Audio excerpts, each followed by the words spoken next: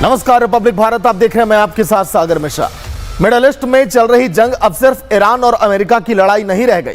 अब इस जंग में दुनिया की बड़ी ताकतें खुलकर मैदान में उतरने लगी हैं। एक तरफ अमेरिका है जो ईरान के नए सुप्रीम लीडर को खुली धमकी दे रहा है, तो वहीं दूसरी तरफ रूस और चीन है जो तेहरान के समर्थन में खुलकर अब सामने आ चुके हैं। रूस के राष्ट्रपति पुतिन ने ईरान के नए सुप्रीम लीडर को पद संभालने पर बधाई तक दे दी। बधाई संदेश उन्हें पहुंचा दिया। पुतिन ने कहा कि खामेनेई के बाद भी ईरान अकेला नहीं है। वहीं चीन ने भी साफ कर दिया कि ईरान के नए नेता को निशाना बनाने की किसी ने भी कोशिश की तो उसका विरोध होगा। अब सवाल यह है कि क्या अब यह जंग महाशक्तियों की टकराहट में अब जाने वाला है? क्या कुछ होगा मिडिल ईस्ट में, देखिए आप।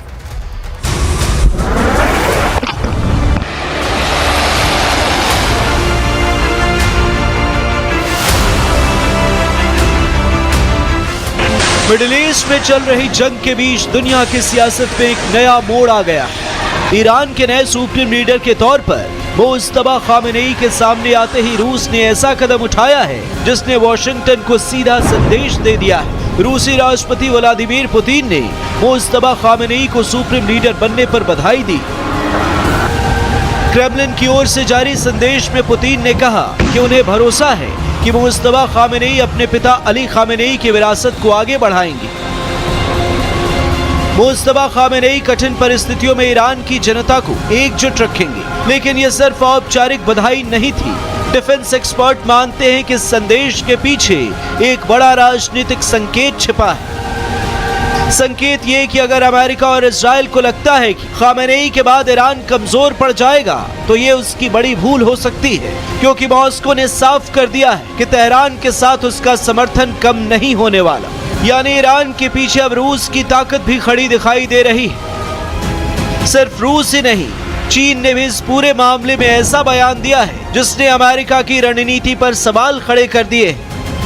चीनी विदेश मंत्रालय ने साफ कहा है कि ईरान के नए सुप्रीम लीडर का चुनाव पूरी तरह उसका आंतरिक मामला है। मुस्तफा खामेनेई को निशाना बनाने की किसी भी कोशिश का चीन विरोध करेगा। मतलब साफ है, तेहरान के साथ अब सिर्फ ईरान की ताकत नहीं बल्कि मॉस्को और बीजिंग का राजनीतिक समर्थन भी दिखाई दे रहा है। इसी बीच ईरान ने भी संकेत दे दिए कि रूस उसके लिए सिर्फ दोस्त नहीं बल्कि रणनीतिक साझेदार है। ईरान के विदेश मंत्री ने कहा कि रूस कई क्षेत्रों में तेहरान की मदद कर रहा है। हालांकि उन्होंने यह साफ नहीं किया कि क्या मॉस्को अमेरिकी सैन्य ठिकानों से जुड़ी खुफिया जानकारी भी साझा कर रहा है, लेकिन इतना जरूर कहा कि रूस और ईरान का सहयोग कोई गुप्त मामला नहीं है। दोनों देशों के संबंध लंबे समय से रणनीतिक साझेदारी के आधार पर आगे बढ़ रहे हैं। दूसरी तरफ अमेरिका का रुख पहले से ज्यादा आक्रामक दिखाई दे रहा है। अमेरिकी राष्ट्रपति डोनाल्ड ट्रंप ने ईरान के नए नेता को लेकर बेहद सख्त बयान दिया है। ट्रंप ने कहा कि ईरान का अगला नेता वॉशिंगटन की मंजूरी के बिना ज्यादा दिन तक नहीं टिक पाएगा। ट्रंप ने यहां तक कह दिया कि अगर अमेरिका की मंजूरी नहीं होगी तो ईरान का नया नेता ज्यादा समय तक सत्ता में नहीं रह पाएगा। यानी साफ तौर पर यह संकेत कि अमेरिका ईरान की सत्ता व्यवस्था को भी अपने हिसाब से तय करना चाहता है।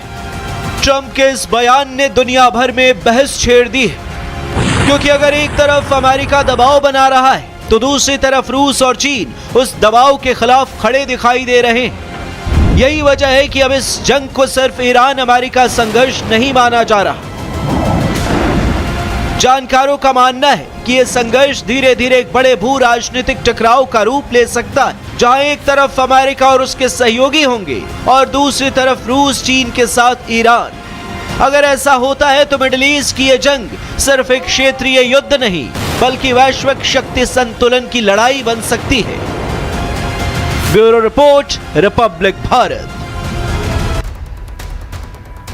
वहीं मिडिल ईस्ट में जारी जंग अब सबसे खतरनाक मोड़ पर पहुंच चुकी है। इजराइल ने इस बार ईरान की तेल की लाइफलाइन को निशाना बनाया है। तेहरान में हुए भीषण हवाई हमले ने शहर को आग के समंदर में बदल दिया। तेल डिपो और रिफाइनरियों पर मिसाइलें गिरी, जिससे आसमान में धुएं का काला गुबार छा गया। सड़कों पर बहते ईंधन ने आग की नदियों जैसा मंजर वहां पर बना दिया। हमले के बाद तेहरान में ऐसे हालात बन गए कि लोग अब दावा करने लगे हैं कि आसमान से तेल मिली और वहां पर काली बारिश हो रही है। इस बीच एक और बड़ा मोड़ तब आया जब अमेरिका ने भी इन हमलों पर नाराजगी जताई, क्योंकि तेल पर हमला सिर्फ ईरान पर नहीं बल्कि पूरी दुनिया की अर्थव्यवस्था पर असर डाल सकता है। देखिए आप।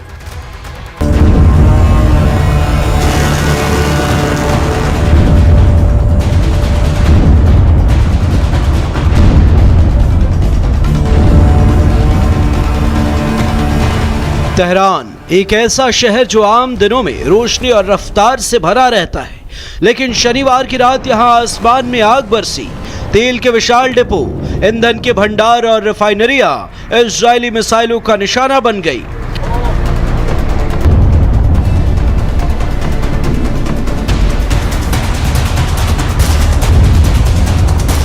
धमाके इतने भीषण थे कि पूरी राजधानी कांप उठी। आग की लपटें कई किलोमीटर दूर तक दिखाई देने लगी और धमाकों की आवाज पड़ोसी शहर करिज तक सुनाई दी। ईरान की सरकारी एजेंसी के मुताबिक तेहरान के उत्तर में स्थित शाहरान ऑयल डिपो पर मिसाइलें दागी गई। शहर एरे की बड़ी रिफाइनरी और अल्बोर्ज प्रांत के कई तेल भंडार केंद्रों पर भी हमले हुए। अल्बोर्ज प्रांत में 4 तेल भंडारण सुविधाएं और एक ईंधन ट्रांसफर सेंटर को निशाना बनाया गया। हमलों के बाद पूरा इलाका आग के समंदर में बदल गया। शाहरान डिपो से तेल लीक होकर शहर की नालियों तक पहुंच गया।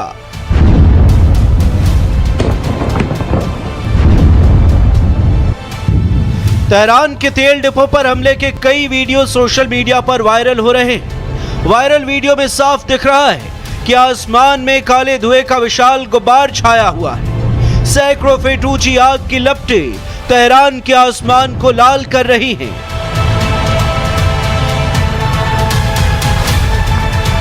कई जगहों पर तेल रिसकर नालियों और सड़कों में बहने लगा और देखते ही देखते सड़कें आग की नदियों में बदल गई। फायर फाइटर्स लगातार आग बुझाने की कोशिश कर रहे हैं, लेकिन कई इलाकों में आग अब भी भड़क रही है। سلام خدمت بینندگان عزیز. مردم وقتی که میگه من فقط زیرساخت نظامی میزنم، اینجا محل پخش بنزین شمال شرق و شرق تهرانه. بنزین رو وقتی میزنه میخواد شما مردم اذیت بشید، میخواد کارهای نظامی نیست، بنزین برای مردمه، بنزین برای اینه که ماشین‌های شما، ماشین‌های امدادی و آمبولانس‌های شما راحت در شهر بچرخه. اینجایی که الان زده فاصله خیلی نزدیکی با مکان‌های مسکونی داره، یعنی خیلی محل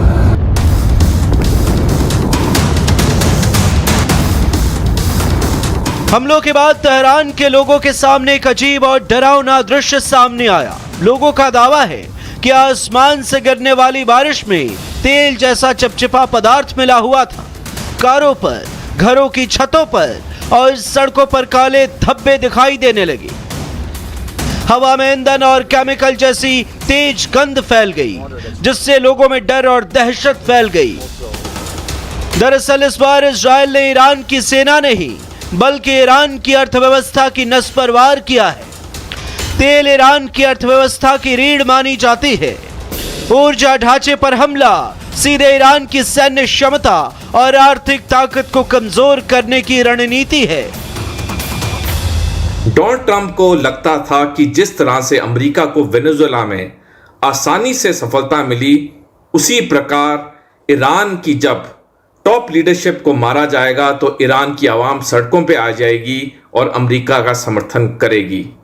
लेकिन ट्रंप का यह सोचना बिल्कुल गलत था। ईरान 5000 साल पुरानी पर्शियन सभ्यता है, जिसके अंदर कूट कूट के राष्ट्रवाद भरा है। बेशक अमेरिका ने ईरान की टॉप लीडरशिप को मार दिया हो, लेकिन ईरान कभी भी अमेरिका के सामने आत्मसमर्पण करेगा नहीं।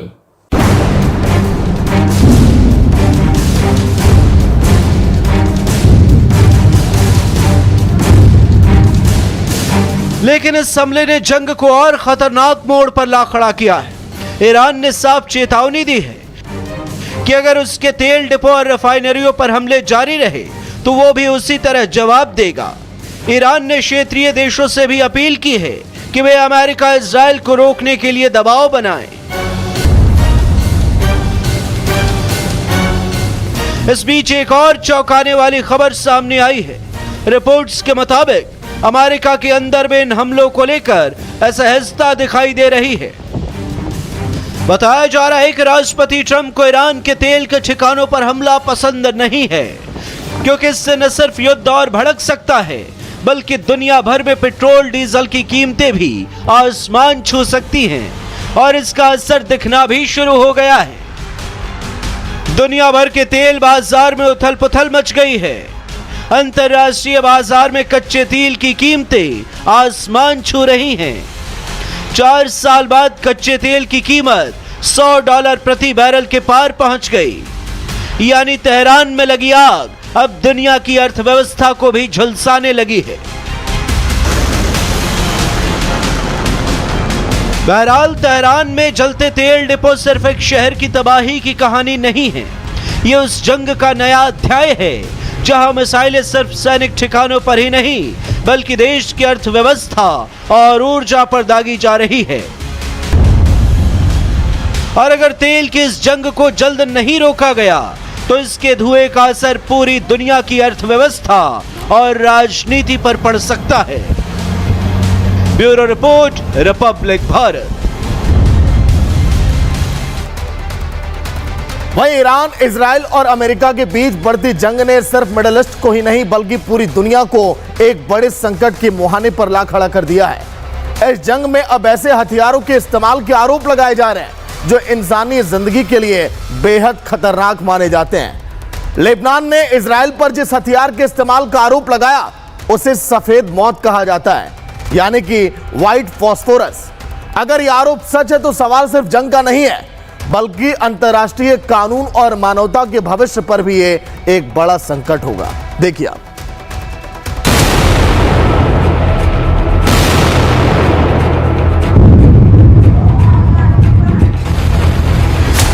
दक्षिणी लेबनान के योमोर शहर में अचानक आसमान से आग बरसने लगी। ये सिर्फ बम नहीं थे बल्कि एक ऐसी आग थी जो शरीर को ही नहीं इंसानियत को भी जला देने की ताकत रखती है। आरोप है कि इजराइल ने हिजबुल्लाह के ठिकानों को निशाना बनाने के नाम पर व्हाइट फास्फोरस का इस्तेमाल किया। मानवाधिकार संगठन ह्यूमन राइट्स वॉच की रिपोर्ट और जियोलोकेटेड तस्वीरें इस विवाद को और गहरा कर रही हैं। दरअसल व्हाइट फास्फोरस मोम जैसा दिखने वाला रासायनिक पदार्थ है। व्हाइट फास्फोरस जैसे ही हवा के संपर्क में आता है खुद ब खुद जलने लगता है। व्हाइट फास्फोरस की आग का तापमान 815 डिग्री सेल्सियस तक पहुंच सकता है। आमतौर पर इंसानी शरीर 50 से 60 डिग्री की गर्मी में झुलसने लगता है, वही 815 डिग्री की आग शरीर को पल भर में जला सकती है। इजराइल पर दक्षिणी लेबनान के योमोर जैसे रिहायशी इलाकों में सफेद फास्फोरस के गैर कानूनी इस्तेमाल का गंभीर आरोप है।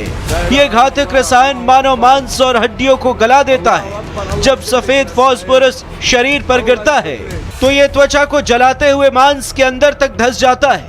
व्हाइट फास्फोरस में हड्डियों तक को जला देने की ताकत होती है। इसके घाव अक्सर पूरी तरह ठीक नहीं होते हैं। इससे निकलने वाला जहरीला धुआं फेफड़ों को गंभीर नुकसान पहुंचाता है। इजरायली सेना का तर्क है कि वे सफेद फास्फोरस का इस्तेमाल सिर्फ स्मोक स्क्रीन यानी धुआं पैदा करने के लिए करती है ताकि दुश्मन की नजरों से बचा जा सके, लेकिन अंतर्राष्ट्रीय कानून के तहत नागरिक आबादी के बीच इसका उपयोग नुकसान की श्रेणी में आता है जो एक युद्ध अपराध के समान है। अब सवाल ये है कि रिहायशी इलाकों में सफेद फास्फोरस का इस्तेमाल क्या अंतर्राष्ट्रीय कानून का उल्लंघन नहीं है? अंतर्राष्ट्रीय मानवीय कानून के तहत व्हाइट फास्फोरस पूरी तरह प्रतिबंधित नहीं है, लेकिन नागरिक आबादी वाले इलाकों में इसका इस्तेमाल प्रतिबंधित माना जाता है। अगर इसका इस्तेमाल रिहायशी इलाकों में हुआ तो यह युद्ध अपराध की श्रेणी में आ सकता है। वहीं दूसरी ओर लेबनान ने सफेद फास्फोरस के इस्तेमाल को मानवीय संकट बताया है। लेबनान का कहना है कि इस रसायन के असर से न सिर्फ तत्काल मौत हो रही है बल्कि जो लोग बच भी रहे हैं उनमें ऑर्गन फेलियर और गंभीर संक्रमण जैसी बीमारियां देखने को मिल रही हैं। लेबनान के स्वास्थ्य मंत्रालय के मुताबिक 2 मार्च से 8 मार्च के बीच हुए हमलों में करीब 400 लोग मारे गए हैं। मरने वालों में 83 बच्चे और 42 महिलाएं भी शामिल हैं, जबकि 1130 से ज्यादा लोग घायल बताए जा रहे हैं। हमलों का असर सिर्फ सीमावर्ती इलाकों तक नहीं रहा। हमले का असर दक्षिण लेबनान, बेका घाटी और बेरूत के रिहायशी इलाकों तक पहुंच गया। दरअसल मिडिल ईस्ट में चल रही जंग अब सिर्फ सीमाओं की लड़ाई नहीं रह गई। ईरान, इजराइल और अमेरिका के बीच बढ़ते टकराव ने पूरे क्षेत्र को एक युद्ध में धकेल दिया है। अब सवाल यह है कि क्या जंग में इंसानियत के लिए बनाए गए नियम अब बेकार हो गए हैं? क्या अंतर्राष्ट्रीय कानून सिर्फ कागजों तक सीमित रह जाएंगे? अगर ऐसे हथियारों का इस्तेमाल होने लगे तो दुनिया और भी भयावह युद्ध देखेगी। फिलहाल सच क्या है, इसकी अंतिम पुष्टि जांच के बाद ही हो पाएगी। लेकिन एक बात साफ है, अगर जंग में सफेद मौत जैसे हथियार इस्तेमाल होने लगे तो इसका खतरा सिर्फ किसी एक देश के लिए नहीं बल्कि पूरी मानवता के लिए होगा। Bureau report, republic Bharat. वैसे दोस्तों, मंच पर ललकार बड़ी आसान होती है, लेकिन जब मोर्चे पर हालात बदलते हैं तो फिर सियासत का तेवर भी बदल जाता है। हर मसले का हल ट्वीट में निकालने वाले ट्रंप की बात हम कर रहे हैं। शायद वो हालात से थोड़ा डरने लगे हैं। सवाल यह है कि क्या ईरान के मुद्दे पर ट्रंप की सियासत अब बैकफुट पर आ गई है क्या? क्योंकि ट्रंप ये कह रहे हैं कि नेतन्याहू से मिलकर जंग रोकने की बात अब करूंगा। ट्रंप की राजनीति का भी अंदाजा बड़ा दिलचस्प आप लगाएंगे, या यूं कहें कि अजीबोगरीब हमेशा उनकी राजनीति रही है। पहले बयान ऐसे आते हैं कि जैसे अभी युद्ध छिड़ जाएगा, और फिर कुछ दिन के बाद ऐसा लगता है कि जैसे कूटनीति को भी मौका दिया जा सकता है। खैर, दुनिया यह भी देख रही है कि कुछ नेता जंग को भी इवेंट बना देते हैं। पहले शोर, फिर शो, और जब हालात कठिन हो तो फिर रणनीतियों का नया एपिसोड। देखिए।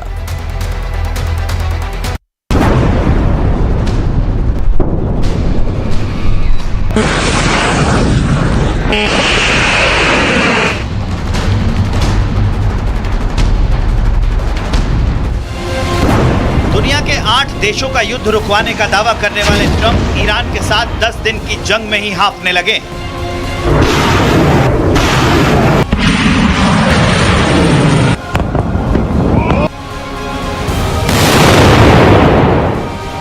तथाकथित सुपर पावर का अहंकार, घमंड और वहम 10 दिन में टूट गया है।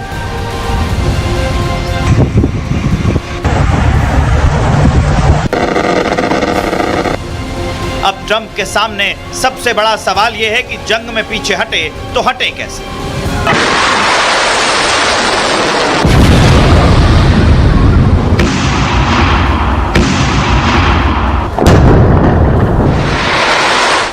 साल 2024 में प्रेसिडेंशियल इलेक्शन में चुनाव प्रचार के दौरान ट्रंप ने बड़े बड़े दावे किए थे। ट्रंप ने यहां तक कह दिया था कि अगर वो चुनाव नहीं जीते तो इजराइल 1-2 साल में ही खत्म हो जाएगा।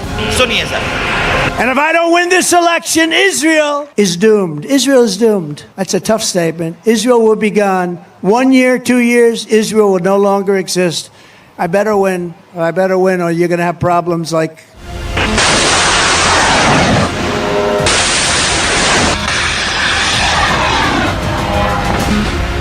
डेढ़ साल पहले तक ट्रंप ईरान से इजराइल को बचाने का दम्भ भरते थे, लेकिन ईरान के साथ 10 दिन की जंग में अमेरिका के ताकतवर होने का गुमान दूर हो गया है। अब जान बचानी मुश्किल पड़ रही है, इसलिए ट्रंप कह रहे हैं जंग रोकने के लिए मैं नेतन्याहू से सलाह करूंगा। जंग रोकने का फैसला एक तरफा नहीं होगा, लेकिन आखिरी फैसला मैं ही करूंगा।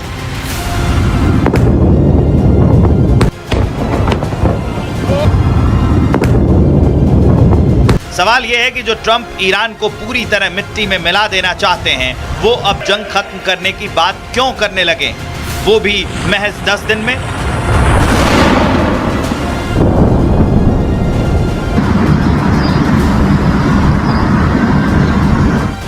आखिर ट्रंप को बैकफुट पर क्यों आना पड़ा? दरअसल ग्लोबल बिरादरी शुरू से ही ईरान पर हमलों की निंदा कर रही है।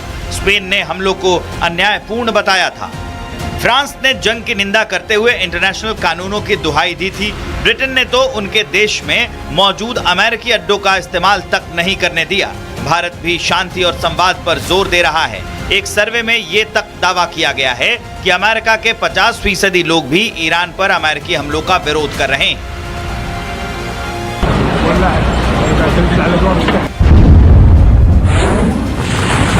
मतलब ट्रंप चारों तरफ से घिर गए। ट्रंप पर जबरदस्त ग्लोबल प्रेशर है, यही कारण है ट्रंप अब जंग रोकने की बात करने लगे। 10 दिन में ट्रंप के घुटने लड़खड़ाने लगे।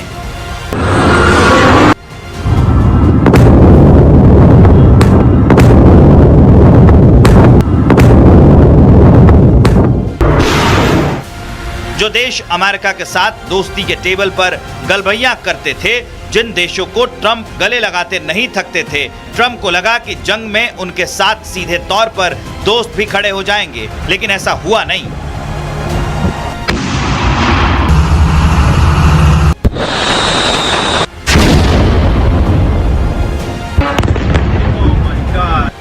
अमेरिका के हथियार जंग में खाक हो रहे हैं और ट्रंप के दोस्त उन्हें निंदा की घुट्टी पिला रहे हैं। पिछले 10 दिन में करीब 10 अमेरिकी सैनिक मारे जा चुके हैं। जंग में अब तक $6 बिलियन से $10 बिलियन तक फूके जा चुके हैं। 2 एयरक्राफ्ट कैरियर ग्रुप और 200 से ज्यादा विमानों के संचालन का खर्च भी लगभग $60 मिलियन आ रहा है। जंग का नतीजा फिर भी ट्रंप के मन मुताबिक नहीं है, इसलिए ट्रंप को अब एक ही रास्ता नजर आ रहा है और वो रास्ता है back foot. Bureau report, republic Bharat.